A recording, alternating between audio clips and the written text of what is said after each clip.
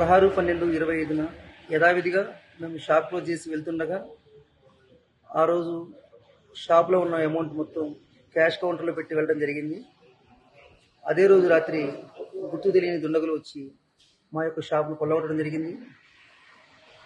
వారు కూడా shop back side నుంచి వచ్చి వెంటిలేషన్ గుండా లోపలికి వచ్చి మన కౌంటర్లో ఉన్న 10 లక్షల రూపాయల నగదును తీసుకెళ్ళడం జరిగింది. దీనిపైన అది కూడా మేము 17వ తారీఖు మార్నింగ్ 11 గంటలకు షాప్ తీయడం జరిగింది. షాపు తీయగానే ఈ యొక్క కౌంటర్ను పగలగొట్టడం తెలియడం వలన వెంటనే మా రూరల్ సిఐ సుబ్రహ్మణ్య గారికి తెలియజేశాము. వెంటనే వారి యొక్క సిబ్బంది ఎస్ఐ అనిల్ కుమార్ గారు మరియు క్రూస్ టీం వచ్చి మొత్తం వివరాలు సేకరిస్తున్నారు.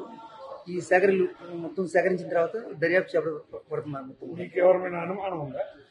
ఇప్పటికైతే ఏమి అనుమానం లేదండి. మీ కొట్లో ఎంతమంది స్టాఫ్ పనిచేస్తున్నారు? ఇప్పుడు ప్రజెంట్ మా దగ్గర 15 మంది పనిచేస్తున్నారండి. కానీ ఇప్పటివరకు వివరాలు ఏం తెలియరాలేదు. అందరూ కొన్ని సంవత్సరాలుగా చేస్తున్నారు, కొత్తగా వచ్చిన వాళ్ళు ఎవరు ఉన్నారు? లేదండి, అందరూ మన దగ్గర 10 సంవత్సరాలు మన దగ్గర పనిచేస్తున్న వారే ఉన్నారు. సో ఎటువంటి ఇబ్బంది అయితే ఏమీ లేదు. దీనిపైన క్లూస్ టీం వారు దర్యాప్తు చేపడుతున్నారు.